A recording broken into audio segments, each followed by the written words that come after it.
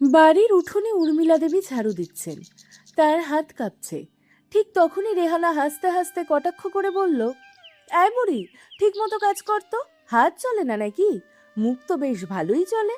সৌরভের সামনে একটু হাত চালিয়ে কাজ করে দেখাস, বুঝলি? উর্মিলা দেবী কিছুই বললেন না, চুপচাপ ঝাড়ু দিতে থাকলেন।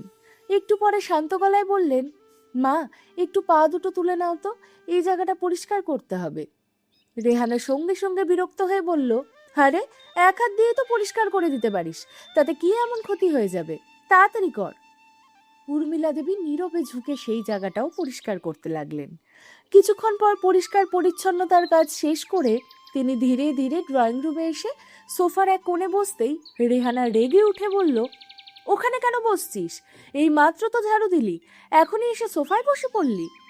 উর্মিলা দেবী আস্তে করে বললেন, বৌমা, কাজ তো শেষ হয়েছে, এবার একটু বসে খেয়ে নেই। রেহানা নাক সিটকিয়ে বলল, খেয়ে নিবি মানে? তুই তো এখনো স্নানই করিসনি, আমার পাশে এসে বসেছিস কেন? কি ভয়ানক গন্ধ বেরোচ্ছে, নিচে বস, নিচে, বুঝেছিস? উর্মিলা দেবী চুপচাপ মেঝেতে বসে পড়লেন।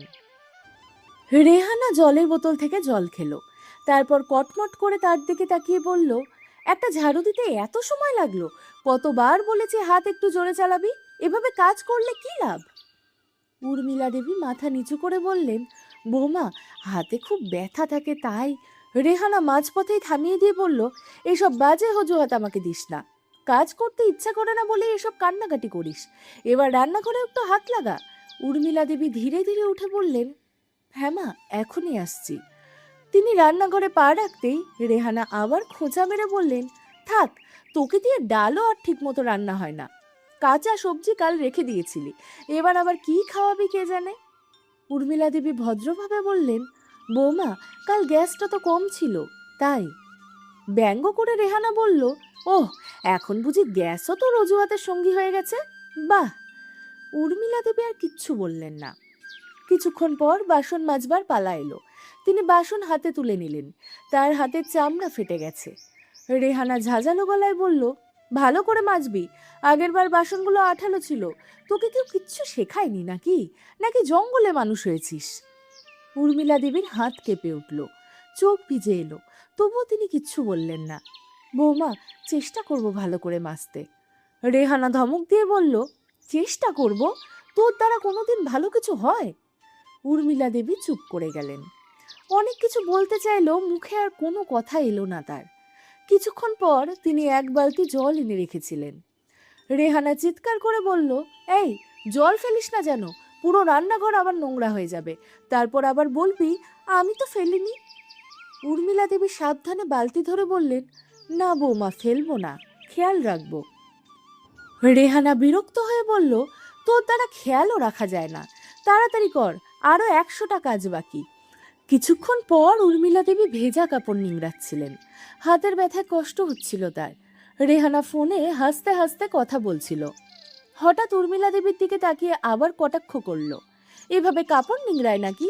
এতটুকু বুদ্ধি নেই? থাক, আমার যদি ইচ্ছে হতো আমি নিজেই করে নিতাম। উর্মিলা দেবী আসতে বললেন, করছি তো ধীরে ধীরে। রেহানা চোখ উল্টে বলল, ধীরে ধীরে? কবে? পরের জন্মে? দুপুরে খাওয়ার সময় হলো। হাঁটুর ব্যথা নিয়ে উর্মিলা দেবী মেঝেতে পাতা পুরনো দড়ির চাটাইয়ের উপর বসে পড়লেন। রেহানা নাক চেপে ধরে বলল, দূরে বস, তোর গা থেকে কি গন্ধ বেরোয়? আগে হাত মুখ ধুয়ে তারপর খাবি, আর তাড়াতাড়ি খেয়ে নে, তারপর আবার রান্নাঘর পরিষ্কার করতে হবে। উর্মিলা দেবী শুধু বললেন, ঠিক আছে বৌমা, তারপর নীরবে খেতে লাগলেন। রেহানা নিজের প্লেট টেবিলে রেখে আরাম করে পা ছড়িয়ে বসে আবার বলল, শোন, বলে দিচ্ছি, এভাবে যদি কাজ করিস তাহলে কার থেকে অর্ধেক কাজ একাই করতে হবে, আমি তোকে বসে বসে থাকতে পারবো না। উর্মিলা দেবী শান্ত গলায় বললেন, বৌমা, শরীর যতটা সায় দেবে ততটাই তো করব, আমি তো চেষ্টা করছি। রেহানা মুখ বাঁকিয়ে বলল, এই, অনেক চেষ্টা করছি, অনেক শুনেছি, আজ থেকে সব সময় কাজগুলো ঠিকঠাক চাই, না হলে। উর্মিলা দেবী কাঁপা গলায় জিজ্ঞাসা করলেন, না হলে? রেহানা ঠোঁট বাঁকিয়ে বলল, না হলে কি হবে, সেটা ভাবতেও পারবি না, তোর জন্য ভালো হবে না। উর্মিলা দেবী আর কিচ্ছু বললেন না, মাথা নিচু করে নীরবে খাওয়া শেষ করলেন। সন্ধ্যা হয়ে এসেছে। সব বাসন মেজে উর্মিলা দেবী মেঝেতে পাতা চাটাইয়ের উপর বসে ক্লান্ত শরীরে একটু বিশ্রাম নিচ্ছিলেন। তখনই বাইরে দরজা খোলার শব্দ হলো। সৌরভের গলা ভেসে এলো, মা, আমি এসেছি। উর্মিলা দেবী চমকে উঠে দাঁড়ানোর চেষ্টা করলেন। ঠিক সেই মুহূর্তে রেহানা বিদ্যুতের গতিতে দ্রুত ছুটে এলো। সে কিছুক্ষণ আগেও উর্মিলা দেবীকে অপমান করছিল। সেই মুহূর্তে মুখে মিষ্টি হাসি ফুটিয়ে বলল, আরে সৌরভ, তুমি এসে গেছো, এই নাও, আমি জল নিয়ে আসছি। মা, তুমি বসো, নিশ্চয়ই খুব ক্লান্ত হয়ে পড়েছো। উর্মিলা দেবী বিস্ময়ে রেহানার দিকে তাকিয়ে রইলেন, কিন্তু কিছু বললেন না। রেহানা তাড়াতাড়ি উর্মিলা দেবীর পাশে বসে তার পা দুটো নিজের হাতে তুলে নিল। অতিরিক্ত ভদ্রতার ভান করে বলল, মা, তোমার পায়ে নিশ্চয়ই খুব ব্যথা করছে, আমি একটু টিপে দেই? তুমি তো সারা দিন কাজ করো। উর্মিলা দেবী ভয়ে পেয়ে পা সরিয়ে নিতে নিতে বললেন, না না বৌমা, থাক, দরকার নেই। রেহানা জোর করেই তার পা ধরে বলল, কেন হবে না? আমি তো তোমারই বৌমা, তোমার সেবা না করলে আমি কার সেবা করব? এসো এসো, একটু আরাম করো। উর্মিলা দেবী বাধ্য হয়ে চুপ করে রইলেন। রেহানা ধীরে ধীরে তার পা টিপতে লাগলো। কিন্তু উর্মিলা দেবী খুব ভালো করেই বুঝতে পারছিলেন সবটাই লোক দেখানো। ওদিকে সৌরভ হাসি মুখে পুরো দৃশ্যটা দেখছিল। সে ভালোবাসা ভরা গলায় বলল, মা, সত্যি আমরা কত ভাগ্যবান যে রেহানার মতো একটা বউ পেয়েছি। দেখো না, তোমাকে কতটা সম্মান করে, কত যত্ন করে। উর্মিলা দেবী অনেক কষ্টে মুখে একটা কৃত্রিম হাসি এনে বললেন, হ্যাঁ বাবা, খুব যত্ন করে। রেহানা সঙ্গে সঙ্গে কথাটা লুফে নিয়ে আরও মিষ্টি গলায় বলল, মা, তুমি শুধু ভালো থেকো, তোমার যত্ন নেওয়াই তো আমার কর্তব্য। আমার কাছে একদিকে পুরো পৃথিবী আর অন্যদিকে আমার মা। উর্মিলা দেবীর মুখে এক অদ্ভুত হাসি ফুটে উঠল, যে হাসির আড়ালে লুকিয়েছিল গভীর কষ্ট। সৌরভ ভালোবাসায় ভরা কণ্ঠে আবার বলল, মা জানো, অফিসে সবাই জিজ্ঞাসা করে তোমার বাড়ির বউ কেমন। আমি তখন গর্ব করে বলি, আমার রেহানার মতো ভালো বউ আর হয় না। রেহানা লজ্জা পাওয়ার ভান করে বলল, আরে থাক না সৌরভ, তুমি তো শুধু আমার প্রশংসা করার সুযোগ খুঁজে বেড়াও। তারপর উর্মিলা দেবীর দিকে তাকিয়ে গলায় আরো মধু মিশিয়ে বলল, মা, তুমি কিছু খেয়েছো? না তো, চলো, আমি এখনই তোমার জন্য গরম গরম পরোটা বানিয়ে আনছি। উর্মিলা দেবী কিছু বলার আগেই সৌরভ বলে উঠল, হ্যাঁ মা, তোমার এখনই যাওয়া উচিত। রেহানা, মাকে এত কাজ করতে দিও না। এই কথা শুনে রেহানা মনে মনে হেসে উঠল, কিন্তু বাইরে থেকে একেবারে নিষ্পাপ মুখ করে বলল, আমি তো সবসময় বলি সৌরভ, মা যেন বিশ্রাম নেয়, কিন্তু উনি জোর করে কাজ হাতে নিয়ে করে নেয়। আমি যতই বারণ করি কিছুতেই শোনে না। উর্মিলা দেবী মনে মনে ভাবলেন, মেয়েটা যেন মিথ্যার কারখানা, কিন্তু মুখে কিছুই বললেন না। শুধু তিনি বললেন, বৌমা ঠিকই বলেছে, আমি তো শুনি না, এতদিনের অভ্যেস, তাই কাজ না করে থাকতে পারি না। সৌরভ মায়ের পাশে এসে বলল, মা, তোমার রেহানার কথা শোনা উচিত, ও সত্যিই তোমার খুব যত্ন করে। আমি চাই তুমি এখন থেকে শুধু বিশ্রাম করো, বাড়ির সব কাজ রেহানাই তো সামলে নেবে। উর্মিলা দেবী নীরবে মাথা নাড়লেন। রেহানা তাড়াতাড়ি রান্নাঘরের দিকে যাওয়ার ভান করে আবার বলল, আগে মার বা একটু টিপে নেই, তারপর ওনাকে হলুদ মেশানো দুধও গরম করে খাওয়াবো। ওনার তো হাঁটুতে ব্যথা থাকে। সৌরভ, তুমি বসো, সব আমি সামলে নিচ্ছি। সৌরভ গর্ব ভরা হাসি হাসল, আর উর্মিলা দেবী মনে মনে কাঁদতে লাগলেন। তিনি জানতেন এসব শুধু লোক দেখানো। কিছুক্ষণ পর রেহানা গরম গরম পরোটা নিয়ে এলো। নকল আদর মাখা গলায় বলল, মা, গরম গরম খেয়ে নাও, শুধু তোমার জন্যই বানিয়েছি, এই নাও, আমি নিজেই তোমাকে খাইয়ে দিই। সে প্লেটটা উর্মিলা দেবীর মুখের সামনে ধরে এমনভাবে দাঁড়ালো যেন সে পৃথিবীর সবচেয়ে আদর্শ বউ। উর্মিলা দেবী আস্তে করে বললেন, না বৌমা, আমি নিজেই খেয়ে নেব। রেহানা মিষ্টি হেসে বলল, আরে মা, তুমি তো আমাকে তোমার সেবা করার সুযোগই দাও না। সৌরভ হেসে বলল, দেখলে তো মা, তোমার বউ তোমার কত সেবা করে। উর্মিলা দেবী শুধু মৃদু হেসে দিলেন। সেই হাসির আড়ালেও যন্ত্রণা স্পষ্ট ছিল। খাওয়ানোর নাম করে রেহানা একের পর এক মিষ্টি কথা বলতে লাগলো। মা, আমি কতবার তোমাকে বলেছি এত কাজ করবে না, কিন্তু তুমি তো আমার কথাই শোনো না। আজ সন্ধ্যায় তোমার পায়ে তেলও মালিশ করে দেব, অনেক আরাম পাবে। উর্মিলা দেবী অবাক হয়ে বললেন, না বৌমা, থাক, তোমারও তো কষ্ট হবে। রেহানা মাঝপথেই বলে উঠল, আরে মা, তোমার জন্য আমার হাতে কষ্ট হবে কেন? তুমি তো আমার কাছে ভগবানের মতো। সৌরভ আবেগ ভরা কণ্ঠে বলল, সত্যি মা, রেহানার মতো মন সবার ভাগ্যে জোটে না। আমরা খুব ভাগ্যবান। উর্মিলা দেবীর মুখে আবার সেই অসহায়তা, বাধ্য করে ফুটে তোলা হাসি। এরপর সবাই রাতের খাবার শেষ করে নিজেদের ঘরে চলে গেল। রাত তখন প্রায় 11টা। সারা বাড়ি ঘুমিয়ে পড়েছে। উর্মিলা দেবী নিঃশব্দে নিজের ঘরের দরজা বন্ধ করলেন। তারপর আলমারির ভেতর থেকে ধীরে ধীরে তার পুরনো কিপ্যাড ফোনটা বের করলেন। হাত কাঁপছিল, তবুও সাহস সঞ্চয় করে তিনি সুনয়নার নম্বরে ফোন করলেন। ফোন বাজতেই ওপাশ থেকে সুনয়নার উদ্বিগ্ন কণ্ঠ ভেসে এলো। হ্যালো মা, এত রাতে সব ঠিক আছে তো? উর্মিলা দেবী কান্না চেপে রেখে বললেন, ঘুম আসছিল না মা, ভাবলাম তোর সঙ্গে একটু কথা বলি। সুনয়নার সঙ্গে সঙ্গেই বুঝে গেল কিছু একটা সমস্যা হয়েছে। সে উৎকণ্ঠিত হয়ে বলল, মা পরিষ্কার করে বলো, কি হয়েছে? তোমার গলা এত কাঁপছে কেন? উর্মিলা দেবী গভীর নিঃশ্বাস ফেলে বললেন, কিছু না মা, সারাদিন খুব কাজ করতে হয়, শরীরটা একেবারে ভেঙে যায়।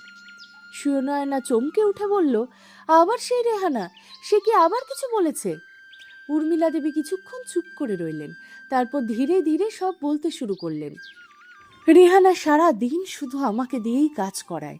সকাল থেকে রাত পর্যন্ত ঝাড়ু, পোছা, পরিষ্কার, বাসন মাজা সবই আমাকে করতে হয়। আমার হাত দুটো এখন আর সবসময় শুধু ব্যথা করে, কিন্তু ওর চোখে সেসব কিছুই পড়ে না। আর আমি যদি ওকে 1 মিনিটের জন্য বসে পড়ি ওর সামনে, সঙ্গে সঙ্গে বলে ওঠে, এই বুড়ি কাজ কর, তোর হাত চলে না নাকি? সুনয়না রাগে ফেটে পড়ে বলল, কি বলছো মা? ওর এত সাহস? সত্যি তোমাকে এসব বলছে? উর্মিলা দেবী ভাঙা গলায় বললেন, হ্যাঁ মা, আজ তো আমাকে মেঝেতে বসিয়ে দিল, বলল তুই নোংরা ঘেটেছিস, আমার পাশে বসবি না, তোর গা থেকে দুর্গন্ধ বেরোচ্ছে। আমি চুপচাপ নিচে চাটাইয়ের উপর বসে পড়লাম। সুনয়নার নিঃশ্বাস ভারী হয়ে উঠল। মা, এসব শুনে আমার রক্ত ফুটছে। তুমি চুপ করে সহ্য করলে কি করে?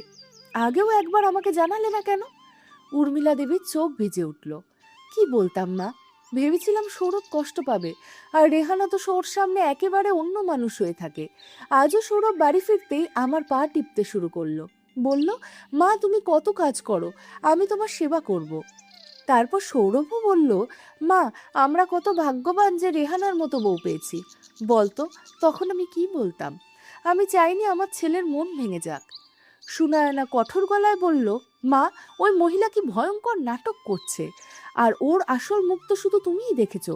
ও শুধু তোমাকেই নয়, সৌরভের সাথেও প্রতারণা করছে। উর্মিলা দেবী চোখের জল মুছতে মুছতে বললেন, আমি কি করব মা বল, বয়স হয়ে গেছে, হাতে আর আগের মতো জোর নেই, কিন্তু ও আমাকে এক মুহূর্ত বিশ্রাম নিতে দেয় না। একটু বসলেই কটূক্তি, সামান্য ভুল হলেই চিৎকার। আমি খুব ক্লান্ত হয়ে গেছি রে মা। সুনয়নার রাগ এবার কষ্টে বদলে গেল। সে দৃঢ় কণ্ঠে বলল, আর না মা, অনেক হয়েছে, এবার আর তোমার শরীর নিয়ে কেউ খেলতে পারবে না। তুমি একা একা অনেক সহ্য করেছো, কিন্তু এবার সব খেলা শেষ।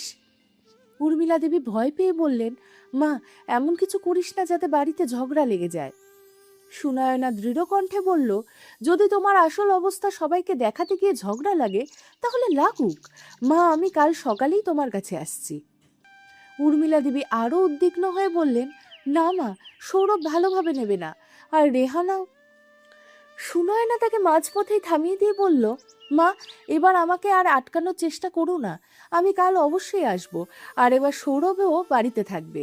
ও নিজের চোখে দেখুক, যার এত প্রশংসা করে সেই রেহানা তোমার কি অবস্থা করেছে। উর্মিলা দেবী অসহায় গলায় বললেন, কিন্তু মা, রেহানা ওর সামনে একেবারে বদলে যায়, যে এমন মিষ্টি করে কথা বলে যে সৌরভ কিছুই বুঝতে পারে না। সুনয়না রেগে বলল, তাহলে এবার আমি সব বলবো, ওর সামনেই বলবো, ও যেন জানতে পারে তার মা কাজের বোঝা বইতে বইতে কিভাবে ভেঙে পড়ছে, আর যে রেহানা দেবীর মতো অভিনয় করে বেড়ায় তার মুখোশ সবার সামনে টেনে খুলে ফেলে দেব। উর্মিলা দেবী আস্তে করে বললেন, আমি চাই না মা এই সংসারটা ভেঙে যাক। সুনয়না দেবী একটু নরম হয়ে আবেগ ভরা গলায় বললেন, মা এটা কি তোমাকে সত্যিই সংসার বলতে পারো? এটা তো তোমার জন্য একটা কারাগার, যেখানে তোমার সম্মানের বদলে অপমান জোটে, যেখানে তোমাকে বুড়ি বলে ডাকা হয়, যেখানে তোমার পিঠ আর পা ব্যথায় ভেঙে যাচ্ছে, অথচ কেউ একটা বারও তোমার খোঁজ নেয় না। উর্মিলা দেবী আরও ভেঙে পড়লেন। সুনয়না আবার বলল, মা আমি তোমাকে আমার সঙ্গে নিয়ে আসব, কালই, তুমি না বললেও আমি আসব। এই সিদ্ধান্ত আমি নিয়েই ফেলেছি। উর্মিলা দেবী গলায় কান্নার ভারী হয়ে এলো। তিনি কাপা কণ্ঠে বললেন, তুই যদি সত্যিই আসিস মা, তাহলে হয়তো অনেকদিন পর একটু শান্তিতে নিঃশ্বাস নিতে পারবো। তুমি একদম চিন্তা করো না মা, কাল আমি আসবো। আর শোনো, রেহানা যদি কিছু বলে তুমি একদম চুপ থাকবে, বাকিটা আমি সামলে নেব।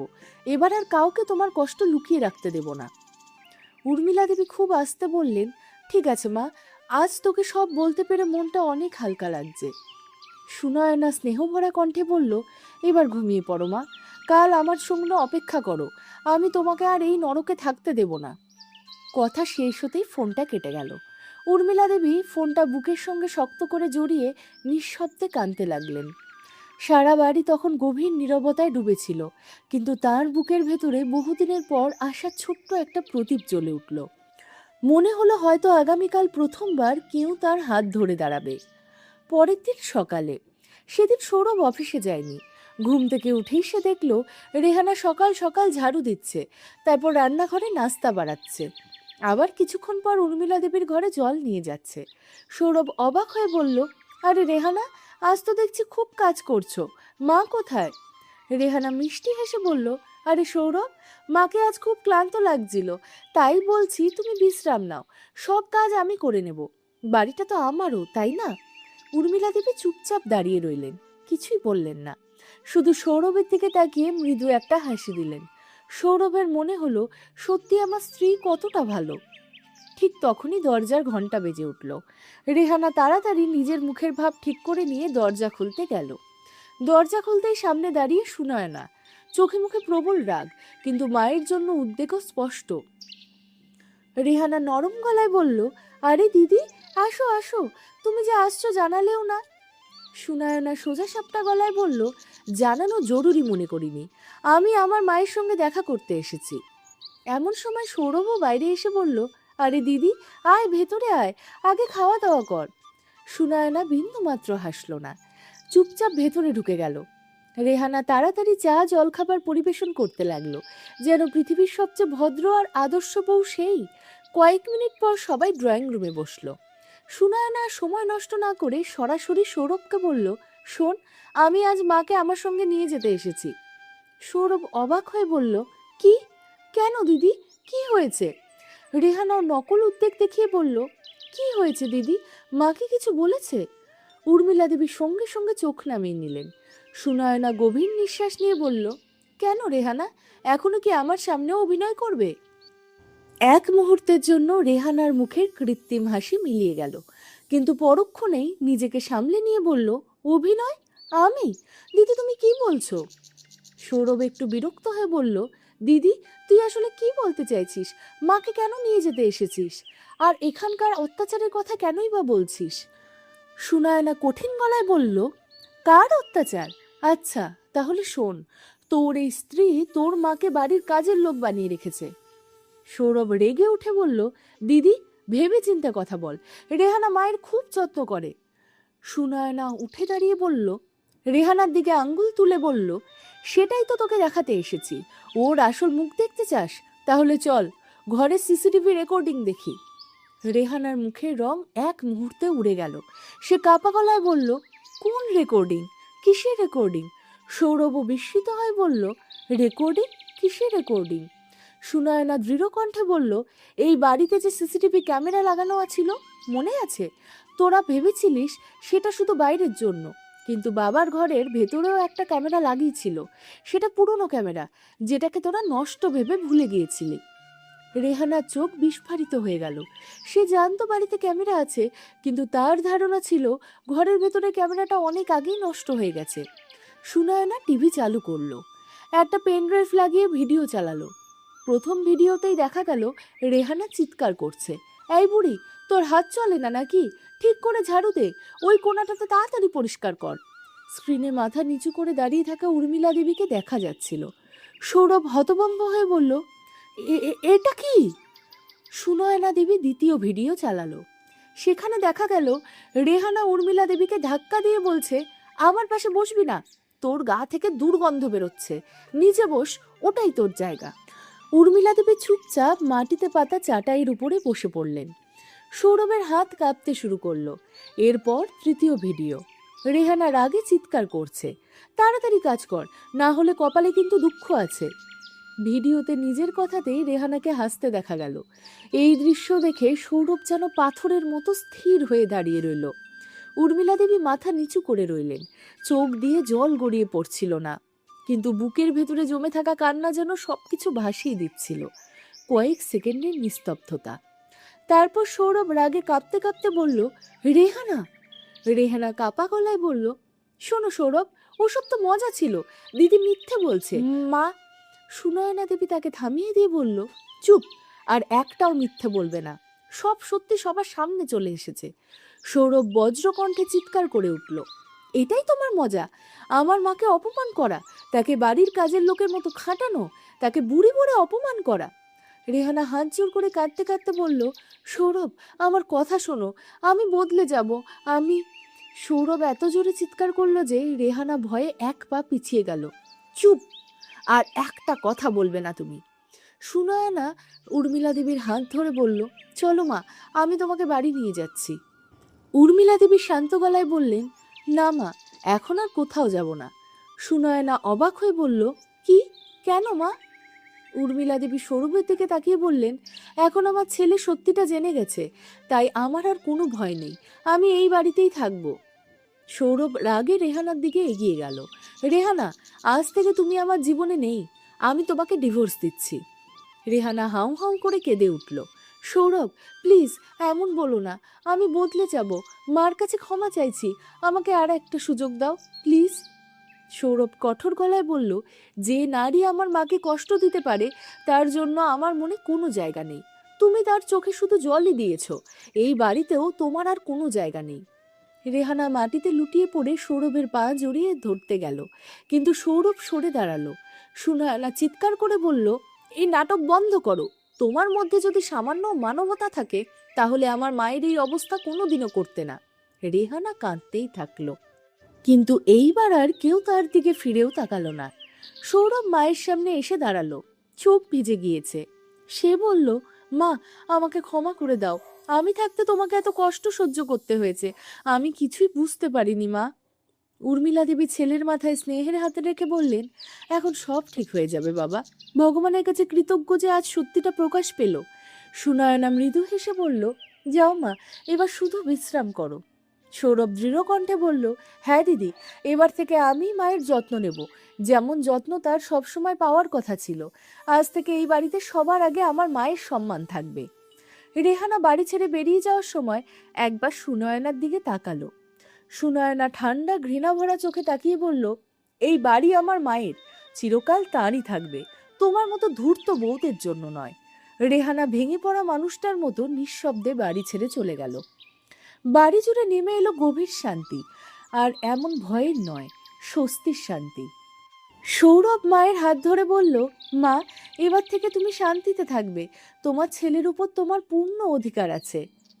উর্মিলা দেবী জীবনে বহুদিন পরে এমন হাসি হাসলেন যে হাসিতে আর কোনো যন্ত্রণা ছিল না, ছিল শুধু স্বস্তি, নিরাপত্তা আর ভালোবাসার আশ্বাস। নমস্কার বন্ধুরা, আজকের গল্প অতি চালাকের গলায় দড়ি। বৌমা, তোমার মা আবার কি নাটক শুরু করেছে? নিশ্চয়ই তুমি ওনাকে কিছু বলেছ। কাল থেকে 10 বার ফোন করছে, শুধু একটাই কথা, বেয়ান আমার মেয়েটাকে কয়েকদিনের জন্য পাঠিয়ে দিন, ওকে খুব দেখতে ইচ্ছা করছে। রুটি বানাতে বানাতে রূপালী শান্ত গলায় বলল, না মা, আমি কিছুই বলিনি, তবে 1 বছরেরও বেশি হয়ে গেল আমি তো একবারও মায়ের কাছে যেতে পারিনি। মা তো মাই, নিজের মেয়েকে না দেখলে তার মন শান্তি পায় না। লীলা দেবী মুখ বাঁকিয়ে বললেন, তোমার ননদের বিয়ে মাত্র 3 মাস পর এখন বারবার বাপের বাড়ি যাওয়ার কথা বলছো? তোমাকে পাঠিয়ে দিলে এই বাড়ির সব কাজ কে করবে? বিয়ের কত আয়োজন, বিয়ে হয়ে যাক তারপর না হয় চলে যেও, আমি কি তোমাকে সারা জীবন আটকে রাখবো? আসলে লীলা দেবীর ছেলে হর্ষের সঙ্গে রূপালীর বিয়ে হয়েছিল 5 বছর আগে। লীলা দেবীর 3 মেয়ে, বড় 2 মেয়ের বিয়ে হয়ে গেছে। বড় মেয়ে থাকে কানাডায়, আর মেজো মেয়ে একই শহরে। ছোট মেয়ে মনিকার বিয়ের প্রস্তুতি চলছে।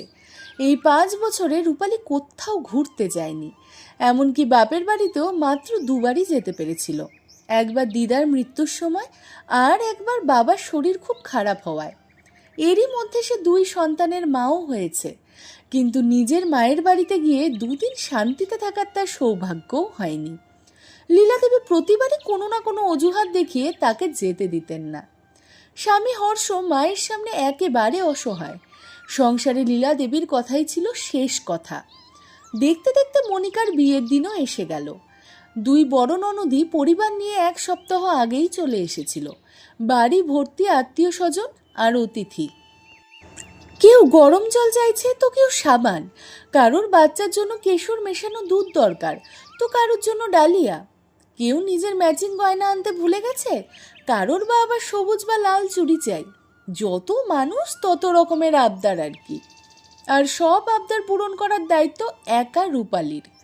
সে যেন সারাক্ষণ ঘুরতে থাকা লাটিম, এক মুহূর্তেরও বিশ্রাম নেই তার। নিজের 2 সন্তান গুঞ্জন আর বান্টির দিকে ঠিকমতো তাকানোর সময়ও পাচ্ছিল না সে। মাত্র 2 বছরের ছোট্ট মেয়েটা না খেয়েই কাঁদতে কাঁদতে ঘুমিয়ে পড়েছিল। এদিকে রূপালীর মা গঙ্গা দেবী, দাদা বিশাল আর বৌদিও বিয়েতে এসেছিল। খুব সুন্দরভাবেই বিয়েটা সম্পন্ন হলো। মনিকা বিদায় নিয়ে শ্বশুরবাড়ি চলে গেল। পরদিন বেশিরভাগ অতিথি নিজের বাড়ি ফিরে গেলেন, শুধু কয়েকজন ঘনিষ্ঠ আত্মীয়ই রয়ে গেলেন। ফিরে যাওয়ার সময় গঙ্গা দেবীর চোখে জল মুছতে মুছতে বললেন, রূপালী মা, তুই আমাদের সঙ্গে চল না মা, কয়েকদিন অন্তত আমাদের কাছে থাক। রূপালী যেতে তো খুবই চাইছিল, কিন্তু সে জানতো শাশুড়ি নিশ্চয়ই কোনো না কোনো অজুহাত দেখাবেন। গঙ্গা দেবী বিনীতভাবে লীলাদেবীর কাছে বললেন, বেয়ান যদি অনুমতি দেন আমি রূপালীকে 1 সপ্তাহের জন্য নিয়ে যেতে চাই। লীলাদেবী সঙ্গে সঙ্গে বললেন, বিয়ের আগে যত কাজ থাকে বিয়ের পরে তার 10 গুণ বেশি কাজ থাকে। পুরো বাড়িটাই তো এলোমেলো হয়ে গেছে, সব গুছিয়ে পরিষ্কার করতে অনেক দিন সময় লেগে যাবে, এখন ওকে পাঠানো সম্ভব নয়। তারপর আবার বললেন, তাছাড়া মনিকার ফেরাউলটাও তো এখনো বাকি, আর বিয়ের অজুহাতেও তো আপনি মেয়ের সঙ্গে দেখাও করে নিয়েছেন, এখন আবার বাড়ি নিয়ে গিয়ে কি করবেন? ও চলে গেলে এত কাজ কে করবে? এরপর রূপালীর দিকে তাকিয়ে বললেন, যাও বৌমা, আগে গিয়ে সরষের তেল গরম করে নিয়ে এসো, তোমার মা তো এখনই চলে যাবেন। গঙ্গা দেবী অসহায় চোখে মেয়ের দিকে তাকিয়ে কাঁদতে কাঁদতে ফিরে গেলেন। রূপালী রান্নাঘরে তেল গরম করতে গেলে সেখানে লীলা দেবীর ননদ অর্থাৎ তার পিসি শাশুড়ি মা বসেছিলেন, চা খাচ্ছিলেন। তিনি মমতা নিয়ে বললেন, বৌমা একটু বসে বিশ্রাম নাও, সকাল থেকে তো এক টানা কাজ করে চলেছ। রূপালী হালকা হেসে বলল, বিশ্রাম তো আমার ভাগ্যেই নেই। পিসি শাশুড়ি দীর্ঘশ্বাস ফেলে বললেন, আমার বৌদি আজও বদলালো না। নিজের শাশুড়িকে বলতো জল্লাদ, আর ননদদের বলতো বিষের পুটুলি। বলতো আমরা নাকি শুধু সংসারে আগুন লাগাতে আসি, অথচ আজ নিজেই বৌমার সঙ্গে ঠিক সেই অন্যায়টাই করছে। ঠিক তখনই বাইরে থেকে লীলাদেবীর চিৎকার শোনা গেল, আরে বৌমা, কোথায় মরলে গিয়ে? তাড়াতাড়ি এসো, আমার সারা শরীর ব্যথায় ছিঁড়ে যাচ্ছে। ঠিক সেই সময় রূপালীর 2 বছরের মেয়েও কাঁদতে শুরু করলো। রূপালী বলল, মা, আগে আমার মেয়েটাকে একটু সামলাই, তারপর তোমার গায়ে তেল মালিশ করে দেব। লীলাদেবী রেগে গিয়ে বললেন, ও কাঁদছে তো কাঁদুক, বাচ্চারা তো কাঁদেই, আগে আমার হাত পা টিপে দাও। চোখে জল নিয়ে রূপালী বাধ্য হয়ে শাশুড়ির হাত পা টিপতে লাগলো। এমন সময় হর্ষ বাড়িতে ঢুকে বলল, মা, আমি মনিকাকে ফেরাউলটার জন্য আনতে গিয়েছিলাম, কিন্তু ওর শাশুড়ি পাঠাতে রাজি হননি। বললেন তাদের বড় মেয়ে বিদেশ থেকে এসেছে, নতুন বউ কিছুদিন ননদের সঙ্গে সময় কাটাক, পরে ওনারাই মনিকাকে নিয়ে আসবেন। লীলাদেবী রাগে ফেটে পড়ে বললেন, সর্বনাশ হোক ওর শাশুড়ির, এ কি একগুঁয়ে মহিলা! আমার মেয়েটার তো নতুন সংসারে মনই বসছে না নিশ্চয়ই, বেচারিটিকে একবারও পাঠালো না। তখন হর্ষের বাবা রামলাল বাবু শান্তভাবে বললেন, এই তো একটু আগেই রূপালীকে ওর মা নিয়ে যেতে চাইছিলেন, তখন তুমি তো বলছিলে বাড়িতে অনেক কাজ, আর এখন নিজের মেয়ের বেলায় অন্যের শাশুড়িকে দোষ দিচ্ছ। তুমি তো নিজের বৌমাকে সবসময় শেখাও শ্বশুর বাড়ি এখন তোমার আসল বাড়ি, সেখানকার নিয়ম মেনেই থাকতে হবে। লীলাদেবী এবার স্বামীর উপরে চটে গেলেন, বেশি বৌমা বৌমা করলে কিন্তু মাথায় উঠে নাচবে, বুড়ো বয়সে 2 মুঠো ভাতও শান্তিতে খেতে পারবে না, তাই আমি ওকে নিজের মুঠোর মধ্যেই রাখি, আর এত জ্ঞান দিতে হবে না তোমার। তারপর দীর্ঘশ্বাস ফেলে বললেন, হায় রে, আমার মেয়েটা মনিকা, আমার মেয়েরই তো এখন সুখ দুঃখের পাশে আমাদের সঙ্গে থাকবে, বৌমা কখনো নিজের হয় নাকি? রূপালী মনে মনে ভাবল, দুই বড় ননদ তো মায়ের কোনো খোঁজই রাখে না, যখনই আসে শুধু আনন্দ করেই চলে যায়। তাহলে বার্ধক্যে সত্যিই কি ওরা পাশে থাকবে? অথচ শাশুড়ি শুধু নিজের মেয়েদেরকে নিয়েই অহংকার করেন। 1-2 মাস পরে মনিকার শাশুড়ি অবশেষে তাকে ফেরা উল্টোর জন্য বাপের বাড়ি পাঠালেন। মেয়েকে দেখেই লীলা দেবী জড়িয়ে ধরে বললেন, হায় রে আমার ফুলের মতো মেয়েটা, কি শুকিয়ে গেছিস, নিশ্চয়ই শ্বশুরবাড়ির লোকেরা তোকে অনেক কষ্ট দেয়। মনিকা হেসে বলল, আরে মা, ওসব কিছুই নয়, ওরা আমাকে কোনো কাজই তো করতে দেয় না। আমি তো এই 1 মাস বিদেশে ঘুরে এলাম, কখনো সুইজারল্যান্ড, কখনো লন্ডন।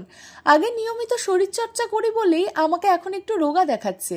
আমার শ্বশুরবাড়ির সবাই আমাকে খুব ভালোবাসে। এরপরে একটু গম্ভীর হয়ে বলল, মা একটা কথা বলবো, তুমি কিন্তু বৌদির উপর বেশি অত্যাচার করো।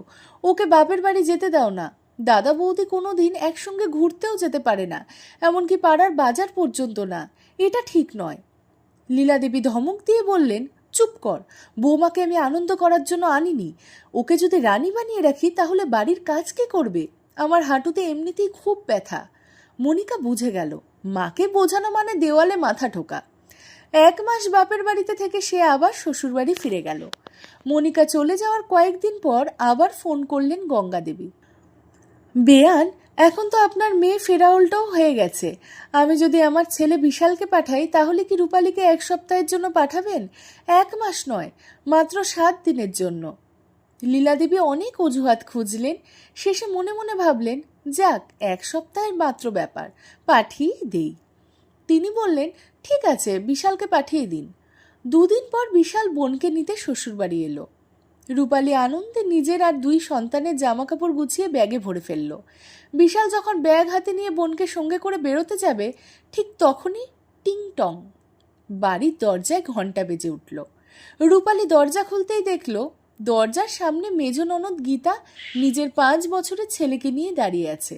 রূপালী হাসি মুখে বলল, হ্যাঁ রে দিদি, আপনি হঠাৎ, না কোনো খবর, না কোনো ফোন। গীতা সঙ্গে সঙ্গে রেগে বলল, কি বলছো বৌদি? নিজের বাড়িতে আসতে হলে আগে কি অনুমতি নিতে হবে নাকি? তারপর রূপালীর হাতে ব্যাগ দেখে কপাল কুঁচকে বলল, এ কি, তুমি তো তৈরি হয়ে আছো, কোথাও যাচ্ছ টাচ্ছ নাকি? ননদ বাড়িতে এসেছে আর তুমি কাজ এড়িয়ে চুপচাপ বেরিয়ে যাচ্ছ? ঠিক তখনই লীলা দেবী জোরে চিৎকার করে উঠলেন। তার গলার আওয়াজে বিশাল পর্যন্ত ভয় পেয়ে গেল। তিনি কঠোর গলায় বললেন, বৌমা বাপের বাড়ি যাচ্ছিল ঠিকই, কিন্তু এখন আর যাবে না। আমার মেয়ে এত দূর কানাডা থেকে বৌদির সঙ্গে দেখা করতে এসেছে, আর তুমি মুখ ফুরিয়ে চলে যাবে? তা কখনো হবে না।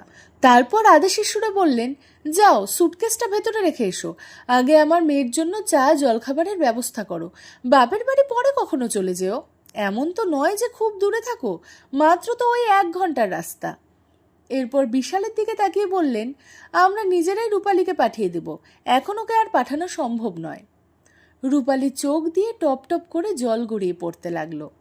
2 বছর পর অনেক কষ্টে সে বাপের বাড়ি যাওয়ার অনুমতি পেয়েছিল, কিন্তু এক মুহূর্তেই সব স্বপ্ন ভেঙে চুরমার হয়ে গেল। অনেক সাহস সঞ্চয় করে সে বলল, মা, এতে আমার মায়ের খুব কষ্ট হবে, উনি কত আশা করে আমার জন্য অপেক্ষা করছেন। লীলা দেবী আরও রেগে উঠলেন, তোমার মায়ের মন ভাঙবে সেটা নিয়ে তোমার এত চিন্তা, আর আমার মেয়ের যে মন ভাঙবে সেটা কিছুই নয়। তোমার এত সাহস হয়েছে যে আমার মুখের উপরে কথা বলছো? একবার যখন বলেছি যাবে না, তার মানে যাবে না। যাও, রান্নাঘরে গিয়ে নিজের সব কাজ করো। এরপর মেয়ের দিকে তাকিয়ে আদর করে বললেন, আয় গীতামা, কি সুন্দর সারপ্রাইজ দিলি। রূপালী নীরবে চোখের জল ফেলতে লাগলো। বিশালও মন খারাপ করে একাই ফিরে গেল। গীতা ঘরে ঢুকে বিরক্ত মুখে বলল, উফ মা, তুমি তো বলেছিলে এখানে খুব ভালো লাগবে, এ কি গরম, ড্রয়িং রুমে এখনো এসি লাগাওনি কেন? আমি এখানে একদম বসবো না, আমি ওই ঘরেই থাকবো। বৌদি, শরবত জল যা আছে সব ঘরেই এনে দিও। এই বলে সে মায়ের হাত ধরে নিজের ঘরে ঢুকে গেল। পরের পুরো 1 সপ্তাহ সে ঘরের থেকে বসে একের পর এক ফরমাশ করতে লাগলো। রোদ একটু চললেই আবার এসি ঘরে ঢুকে যেত। কয়েকদিন পর গীতার ছেলের জন্মদিন এলো। রূপালী ভাবলো সবার জন্য একটু ভালো রান্না করবে, কিন্তু লীলা দেবী আশপাশের সব আত্মীয় স্বজনকেও নিমন্ত্রণ করে ফেললেন। এটা দেখে রূপালীর শ্বশুর রামলাল বাবু খুব রেগে গেলেন। তিনি বললেন, তোমরা কি দেখছো না কি ভয়ঙ্কর গরম পড়েছে? সারাদিন তোমরা দুজনে এসি ঘরে শুয়ে থাকো, আর বৌমা এক মুহূর্তের জন্য বিশ্রাম নেই। এমনকি রাতে তোমরাও বাচ্চাদেরও ওর ঘরে পাঠিয়ে দাও, ফলে হর্ষ আর রূপালীকে নিচে গদি পেতে শুতে হয়।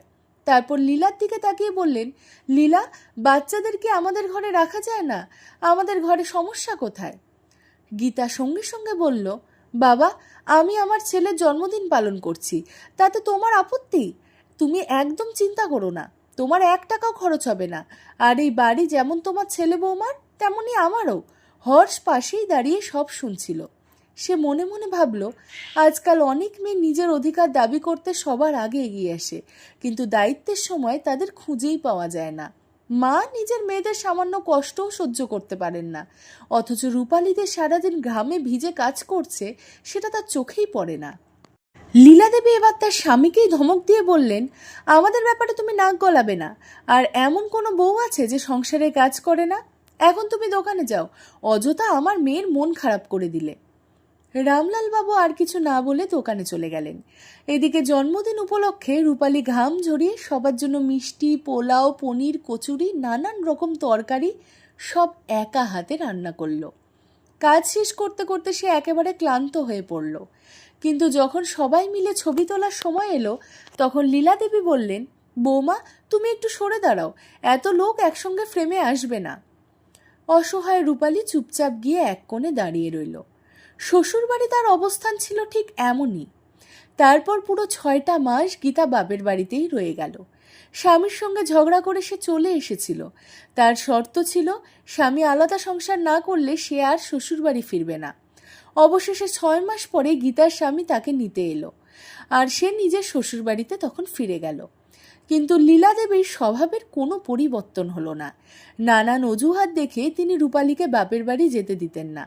অবশেষে একদিন অনেক অনুরোধের পর তিনি রূপালীকে বাপের বাড়ি যাওয়ার অনুমতি দিলেন। 2 দিন ধরে রূপালী অনেক দিন পর একটু শান্তিতে মায়ের বাড়িতে ছিল। হঠাৎ লীলা দেবী নিজের বাড়ির কর্মচারী দীনেশকে পাঠিয়ে জোর করে রূপালীর 2 সন্তানকে নিয়ে এলেন। রূপালী কাঁদতে কাঁদতে ভেঙে পড়ল। সেই সময় বাড়িতে কেউ ছিল না। তার দাদা অফিসে চলে গিয়েছিল, আর মা ও বৌদি মন্দিরে পুজো দিতে গিয়েছিল। গঙ্গাদেবী ফিরে এসে দেখলেন রূপালীর কান্নায় চোখ মুখ ফুলে গেছে। তিনি উদ্বিগ্ন হয়ে জিজ্ঞাসা করলেন, কি হয়েছে মা? রূপালী কাঁদতে কাঁদতে বলল, মা, শাশুড়ি মা দীনেশকে পাঠিয়েছিলেন। সে আবার বাবার দোকানে কাজ করে। সে জোর করে আমার 2 বাচ্চাকে নিয়ে চলে গেছে। গঙ্গাদেবী অবাক হয়ে বললেন, জোর করে নিয়ে গেল? কিন্তু কেন? রূপালী বলল, সে বলছিল মা আপনাকে ডেকেছেন। আমি যেতে রাজি হইনি। তখন সে আমার বাচ্চাদের কোলে তুলে নিয়ে চলে গেল। মা, এখন আমি কি করব? বাচ্চাদের ছাড়া আমার এক মুহূর্তও ভালো লাগছে না। ওরা এখনো কত ছোট। গঙ্গাদেবী মেয়েকে শান্ত করে বললেন, ভয় পাস না রে মা, ওরা তো নিজেদের বাড়িতেই গেছে। আগে জামাই বাবার সঙ্গে কথা বল, আসল ব্যাপারটা কি সেটা আগে জেনে নে। রূপালী তাড়াতাড়ি স্বামী হর্ষকে ফোন করলো। উদ্বিগ্ন গলায় বলল, শুনছো, আমার বাচ্চারা বাড়িতে ঠিকঠাক পৌঁছেছে তো? সব ঠিক আছে তো? আমি তো মার অনুমতি নিয়েই 10 দিনের জন্য বাপের বাড়িতে এসেছি। এখনো মাত্র 2 দিনই তো হয়েছে, আর এরই মধ্যে মা জোর করে আমার বাচ্চাদের নিয়ে গেল। এভাবে কেউ করে? হর্ষ বলল, দেখো রূপালী, তেমন কোনো বড় ব্যাপার নয়। তবে আজ সকালে আমি অফিসে বেরোনোর সময় তোমার মেজ ননদ সীতা হঠাৎ বাড়িতে এসে হাজির হয়েছে। রূপালী অবাক হয়ে বলল, কি? দিদি কোনো খবর না দিয়ে চলে এলো? হর্ষ বলল, তুমি তো জানো, মেজদি যখন ইচ্ছা তখনই চলে আসে, কোনো দিন আগের থেকে খবর দেয় না। রূপালী কষ্ট ভরা গলায় বলল, আগের বার যখন আমি বাপের বাড়ি আসার জন্য বেরিয়েছিলাম, তখন বড়দি গীতা বিদেশ থেকে এসে হাজির হয়েছিল। সেই কারণে পুরো 6 মাস আমি বাপের বাড়িতে যেতেই পারিনি। এবার মাত্র 10 দিনের জন্য এসেছি, তারই মধ্যে আবার মেজদিদি চলে এলো। আমি কি সারা জীবন শুধু অন্য ননদদের সেবা করেই কাটাবো? আমার কি নিজের জীবন বলে কিচ্ছু নেই? আমি কি শুধু ওদের আপ্যায়নই করতে থাকবো? হর্ষ শান্ত গলায় বলল, তুমি একদম চিন্তা করো না তো। যত দিনের জন্য এসেছো ততদিনই বাপের বাড়িতে থাকবে। এবার আমি তোমার পাশে আছি। অনেক দিন ধরেই মায়ের এই নাটক আমি দেখছি। আমি বাড়ি ফিরেই বাচ্চাদের দেখাশোনা করব, তুমি চিন্তা করো না। হর্ষের কথা শুনে রূপালীর বুকটা অনেকটা হালকা হয়ে গেল। ফোন রেখে রূপালী সব কথা নিজের মা গঙ্গাদেবীকে খুলে বললেন। সব কথা শুনে গঙ্গাদেবী সঙ্গে সঙ্গেই লীলাদেবীর চালাকি বুঝে ফেললেন। তিনি বললেন, দেখলি তো, যদি তোর ননদ সীতা আগে থেকে আসার খবর দিত তাহলে তোর শাশুড়ি তোকে কোনোদিন আসতেই দিত না। এবার না জানিয়ে এসেছে, তাই তোর শাশুড়ির এত অস্থিরতা। তোকে ফিরিয়ে আনতে না পারলে বাড়ির সব কাজ করবে কে? যখন তুই নিজে ফিরতে রাজি হোসনি তখন লোক পাঠিয়ে জোর করে নাতি নাতনিদের নিয়ে গেছে। তারপর দৃঢ় গলায় বললেন, এবার সময় এসেছে ওদের একটু শিক্ষা দেওয়ার। অনেক হয়েছে, এতদিন ওরা নিজেদের ইচ্ছা মতো সব করেছে আর আমরা শুধু সহ্য করে গেছি। মেয়ের বাড়ির লোক বলে কি সারা জীবন মাথা নিচু করে থাকতে হবে? ওদের মেয়েরা যখন খুশি তখন চলে আসে, কখনো ছোট মেয়ের ফেরা উল্টোর অজুহাত, কখনো বিদেশ থেকে মেয়ে এসেছে, এই সব বলে তোকে আটকে রাখে। এখন আবার তৃতীয় ননদও এসে হাজির হয়েছে। তিনি আবার হেসে বললেন, তুই যদি নিজেই এখানে থাকিস তাহলে দেখিস তোর ননদরা আর বাপের বাড়িতে সেই আরামটা কিভাবে পায়। বিছানায় শুয়ে শুয়ে তাদের সব আবদার এবার কে পূরণ করে? লীলাদেবীর তো আর সেই শক্তি নেই যে নিজের হাতে মেয়েদের পছন্দের সব রান্না করে খাওয়াবেন, তাই তো এমন নিচু কাজ করছেন। তারপর মেয়ের হাত ধরে বললেন, কিন্তু এবার আমি চুপ করে থাকবো না। সোজা আঙ্গুলে ঘি না উঠলে আঙ্গুল বাঁকাতে হয়। গঙ্গাদেবী মেয়েকে বুঝিয়ে বললেন, শোন, এখন থেকে তুই একবারও শ্বশুরবাড়িতে ফোন করবি না, এমনকি নিজের বাচ্চাদের খবর নিতেও না। আর যদি ওদিক থেকে ফোন আসে তাও ধরবি না। রূপালী উদ্বিগ্ন হয়ে বলল, কিন্তু মা, আমার বাচ্চারা তো খুব ছোট, ওদের ছাড়া আমি কিভাবে থাকবো? গঙ্গাদেবী স্নেহ ভরে বললেন, আমি জানি তুই মা, নিজের সন্তানদের জন্য কষ্ট হবেই, কিন্তু আমিও তো তোর মা। আমিও তোকে দেখার জন্য কত দিন ধরে অপেক্ষা করছি। আর যদি ওদের শিক্ষা না দেই তাহলে সারা জীবন তোর ঘাড়ে চেপে বসে থাকবে, তোর জীবনটা নরক বানিয়ে দেবে। 5 বছর আমি মুখ বুজে সব সহ্য করেছি, কিন্তু এবার আর নয়। জল মাথার উপর দিয়ে চলে যাচ্ছে। তিনি আরও বললেন, আমার কথা মন দিয়ে শোন, কাল আমরা সবাই মুম্বাই যাচ্ছি। রূপালী অবাক হয়ে বলল, মা, আমার বাচ্চাদের রেখে আমি মুম্বাই কিভাবে যাব? গঙ্গাদেবী বললেন, চুপ কর, একটু মনটা শক্ত কর। তোর মাসির বাড়িতে বিয়ে, আমি আগেই ঠিক করেছিলাম, এবার তোকে অবশ্যই সঙ্গে নিয়ে যাব। আর জামাইকে বল, যদি পারে তাহলে সেও আসুক। আমি যেমন বলছি ঠিক তেমনটাই কর। এদিকে রূপালীর 2 সন্তান শ্বশুরবাড়িতে পৌঁছে গেল। লীলাদেবী বারবার দরজার দিকে তাকিয়েছিলেন। তার ধারণা ছিল রূপালী নিশ্চয়ই বাচ্চাদের নিতে চলে আসবে, কারণ সে কখনো এক মুহূর্তেও সন্তানদের ছাড়া থাকতে পারে না। কিন্তু সকাল গড়িয়ে সন্ধ্যা হয়ে গেল, তবুও রূপালী এলো না। লীলাদেবীর রাগ ক্রমশ বাড়তেই লাগলো। তিনি মনে মনে ভাবলেন, মেঝো মেয়ে নিজের সন্তানকে নিয়ে এসেছে, তার উপর আবার নাতি নাতনির দায়িত্ব আমার ঘাড়ে এসে পড়ল। রাতে হর্ষ অফিস থেকে ফিরে এলো। সে মাথা ব্যথার অজুহাত দিয়ে নিজের ঘরে গিয়ে শুয়ে পড়ল। ঠিক তখনই রূপালীর ফোন এলো। বাচ্চারা ঠিক আছে তো? হর্ষ বলল, হ্যাঁ, ওরা ভালোই আছে। রূপালী বলল, শোনো, কাল আমি মুম্বাই যাচ্ছি, যদি তোমার অফিস থেকে ছুটি মেলে তাহলে তুমিও চলে এসো। হর্ষ এসে বলল, একদম চিন্তা করো না ডার্লিং, এবার আমি অবশ্যই তোমার সঙ্গে যাব। মা আমাদের হানিমুনে যেতে দেননি মনে আছে, কিন্তু এবার আর তার ইচ্ছে মতো হবে না। অফিসের কাজে 4 দিনের জন্য মুম্বাই যাওয়ার সুযোগ পেয়েছি। 2 দিনেই কাজ শেষ করে ফেলবো, তারপর আমরা দুজনে গোয়া ঘুরতে চলে যাব। দুজনের সব পরিকল্পনা ঠিক হয়ে গেল। তারপরে তারা ফোন লিখে দিল। পরদিন সকালে তারা সবাই মিলে মুম্বাইয়ে বিয়ের অনুষ্ঠানে পৌঁছে গেল। হর্ষ, রূপালী, গঙ্গাদেবী একসঙ্গে বিয়ের প্রতিটি অনুষ্ঠান দারুণভাবে উপভোগ করলেন। হলুদের অনুষ্ঠানে হলুদ পোশাক পরল, হাতে মেহেন্দি আঁকলো, আর সঙ্গীতের আসরে সবাই নাচে গানে মেতে উঠল। অনেকদিন পর রূপালীর মুখে সত্যিকারের হাসি ফুটেছিল। সে সব ছবি আর ভিডিও হোয়াটসঅ্যাপে শেয়ার করলো, স্ট্যাটাসও দিল। এসব দেখে তার মেজ ননদ সীতা রাগে ফেটে পড়ল। সে মাকে বলল, মা, তুমি এখানে ওর বাচ্চাদের দেখাশোনা করতে করতে হয়রান হয়ে যাচ্ছ, আর ও মহারানীর মতো বাপের বাড়ির নাম করে দাদার সঙ্গে ঘুরে বেড়াচ্ছে, তাও আবার জিন্স টপ পরে। লীলাদেবী বড় বড় চোখ করে ফোনের স্ক্রিনের দিকে তাকিয়ে রইলেন। ঠিক তখনই রূপালীর ছেলে জোরে জোরে কাঁদতে শুরু করলো। সে পটি করে ফেলেছিল। লীলাদেবী নাক চেপে বললেন, এই দুর্গন্ধটা কোথা থেকে আসছে? সীতা, আজ কি তুই দাঁত মাজিসনি? সীতা বিরক্ত হয়ে বলল, উফ মা, আমি না, তোমার নাতি পটি করেছে।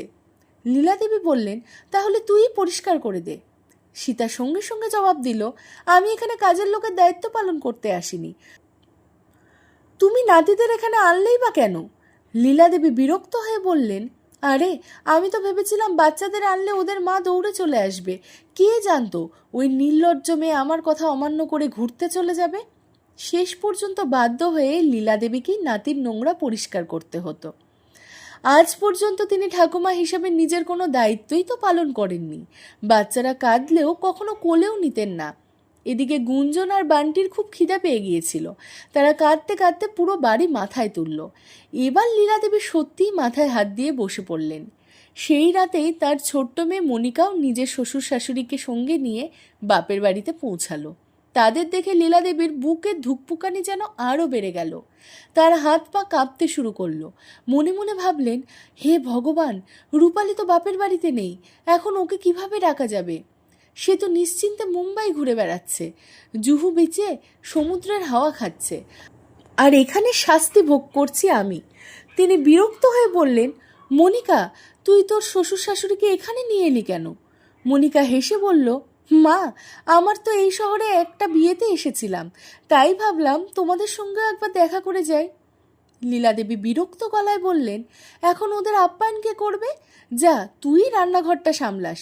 দুদিন ধরে নাতি নাতনিদের পেছনে দৌড়াতে দৌড়াতে আমার হাঁটুতে ভীষণ ব্যথা হয়ে গেছে, আর হাঁটতেই পারছি না।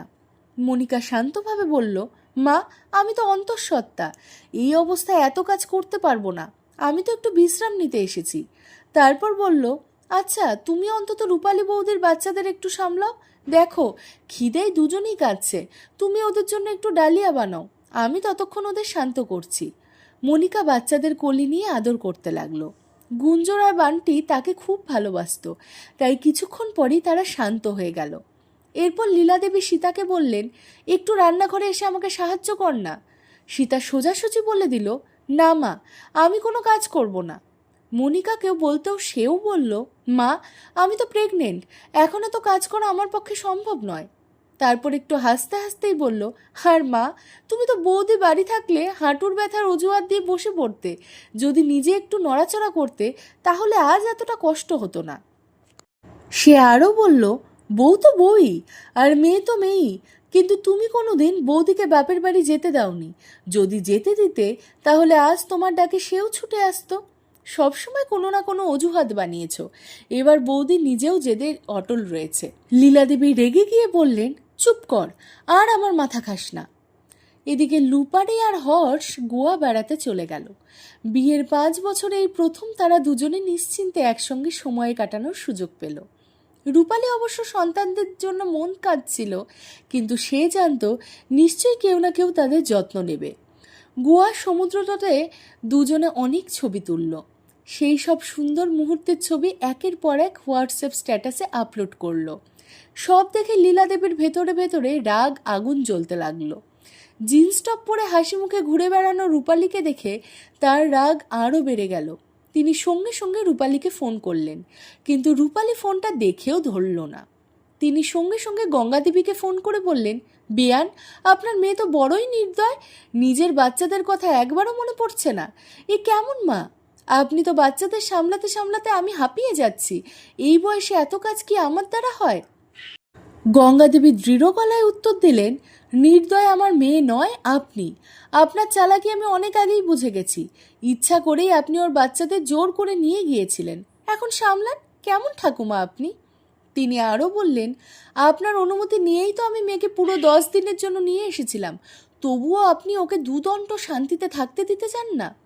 লীলাদেবী বললেন, না না বেয়ান, আমি কি করব? গঙ্গাদেবী সঙ্গে সঙ্গে জবাব দিলেন, আপনার মেয়েরা বছরে 10 বার ইচ্ছে মতো বাপের বাড়িতে আসে যায়, তখন তো আপনার কোনো সমস্যা হয় না।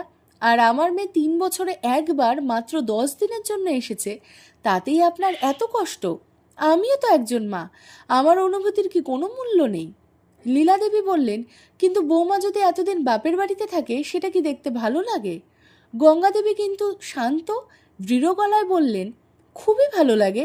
ননদ যদি বারবার বাপের বাড়িতে আসতে পারে, তাহলে বৌদি একবার গেলে তাতে কিছু দোষের নেই। কিন্তু আর এবার আমার মেয়ে কোনো ভুল করেনি, ওকে এখনই পাঠাবো না। একটু থেমে তিনি আবার বললেন, তাছাড়া ও এখন নিজের স্বামী হর্ষের সঙ্গে গোয়ায় বেড়াতে গেছে। এই বলে গঙ্গাদেবী ফোন কেটে দিলেন। 3 দিন গোয়ায় ঘুরে রূপালী, হর্ষ আর গঙ্গাদেবী বাড়ি ফিরল। রূপালী চিন্তিত গলায় বলল, মা, আমার খুব ভয় করছে। জানি না শাশুড়ি মা এবার কি করবে। না বলে বেড়াতে গেছি, আবার বাচ্চাদের ওনার কাছেই রেখে এসেছি। গঙ্গাদেবী মেয়েকে সাহস দিয়ে বললেন, এত ভয় পেলে চলবে না মা। যদি নিজের অধিকার নিজে দাঁড়াতে না শেখো, তাহলে ওরা সারা জীবন তোমাকে পায়ের জুতো ভেবে ব্যবহার করবে। যে ভয় পায় সবাই তাকে ভয় দেখায়। আর যদি তুই সঙ্গে সঙ্গে ফিরে যেতিস, তাহলে ওরা চিরদিনের জন্য তোকে বাপের বাড়ির দরজা বন্ধ করে দিত। তিনি আরও বললেন, অনেক দিন আদর্শ বউ হয়ে থেকেছিস, তাতে কি পেলি? নিজের মতো করে কোনোদিন বাঁচতে পেরেছিস? না কোথাও যেতে পেরেছিস, না কোথাও ঘুরতে। শুধু রান্নাঘরে 4 দেওয়ালের মধ্যেই জীবনটা বন্দি হয়ে গেছে তোর। তারপর মমতা ভরা কণ্ঠে বলল, একজন মা সবসময় মেয়ের সংসার বাঁচিয়ে রাখতে শেখায়, কিন্তু তোর শাশুড়ি সেই আচরণের যোগ্যই নয়। আমি যা বলার বলেছি, এবার সিদ্ধান্ত তোর। হর্ষ বলল, রূপালী, তোমার মা একদম সঠিক কথা বলেছেন। এবার থেকে আমি সবসময় তোমার পাশে থাকব। তুমি আর ভয় পেও না। চলো এবার আমরা বাড়িতে ফিরে যাই। রূপালী ভয় আর দুশ্চিন্তা নিয়ে শ্বশুরবাড়ি পৌঁছালো। মনে মনে ভাবছিল, আজ নিশ্চয়ই শাশুড়ি মা ভীষণ ঝামেলা করবেন, হয়তো বাড়িতে ঢুকতেও দেবেন না। কে জানে বাচ্চাদের কি অবস্থা হয়েছে। কিন্তু বাড়িতে ঢুকতেই সে অবাক হয়ে গেল। লীলাদেবী তাকে দেখে হেসে বললেন, হ্যাঁ রে বৌমা, কোথায় যাচ্ছ? রান্নাঘরে যাওয়ার কোনো দরকার নেই। তুমি আগে নিজের ঘরে গিয়ে একটু বিশ্রাম নাও, আমি তোমার জন্য চা বানিয়ে নিয়ে আসছি। মায়ের এমন বদলে যাওয়া আচরণ দেখে হর্ষ হতবাক হয়ে গেল। লীলাদেবী ধীরে ধীরে বললেন, বাবা, এই কয়েকদিনে আমি একটা বড় শিক্ষা পেয়েছি। যেসব মেয়েকে নিয়ে আমি এত গর্ব করতাম, এত আদর করতাম, হাঁটুর ব্যথায় কষ্টর সময় তারা কেউ আমার পাশে এসে দাঁড়ায়নি। শুধু এই মনিকাই বাচ্চাদের সামলেছে, আর সীতা তো কাজের ভয়ে বাড়ি থেকে চলেই গেল। তিনি রূপালীর দিকে তাকিয়ে বললেন, বৌমা, আজ থেকে আমি আর কোনোদিন তোকে বাপের বাড়ি যেতে বাধা দেব না। তুইও নিজের ইচ্ছা মতো জীবনটাকে বাঁচ। মনিকাও হেসে বলল, মা, বৌদি আমাকে ফোন করে বলেছিল বাচ্চাদের একটু দেখে রাখতে, আর আমি বৌদির গোয়া ভ্রমণের সব স্ট্যাটাসও দেখেছি। বৌদিও তো মানুষ, কোনো পুতুল নয় যে সারা জীবন শুধু তোমার ইচ্ছা মতো উঠবে আর বসবে, তোমার কথাতে নাচবে। তাই বাচ্চাদের দেখাশোনার অজুহাতে আমি এখানে চলে এসেছিলাম। লীলাদেবী মজা করে মনিকার কান ধরে টেনে বললেন, ওহ, তাহলে তো তুই একেবারে দেখি বৌদির উকিল হয়ে গেছিস।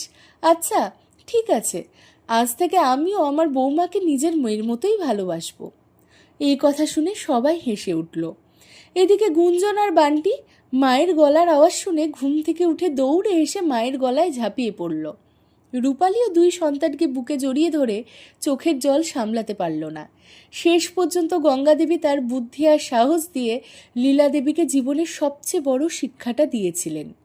বন্ধুরা, একজন মা কখনো নিজের মেয়েকে ভুল শিক্ষা দেন না, তবে একজন শাশুড়িরও উচিত এটা মনে রাখা, যেমন তিনি নিজের মেয়েদের বাপের বাড়িতে আসতে ভালোবাসেন, তেমনি তার বৌমাদেরও মাঝে মাঝে নিজের মায়ের কাছে যাওয়ার অধিকার আছে। সম্পর্ক ভালো রাখতে হলে দুপক্ষের অনুভূতিকেই সমান সম্মান জানাতে হয়। যদি আমাদের এই গল্পটি আপনাদের ভালো লেগে থাকে, তবে আমাদের ইউটিউব চ্যানেলটিকে সাবস্ক্রাইব করতে কিন্তু ভুলবেন না। ভিডিওটিকে লাইক করতে ভুলবেন না। আগামী দিন আবার একটি নতুন এবং আকর্ষণীয় গল্প নিয়ে ফিরে আসবো আমরা। বেল আইকনটি চেপে দেবেন, যাতে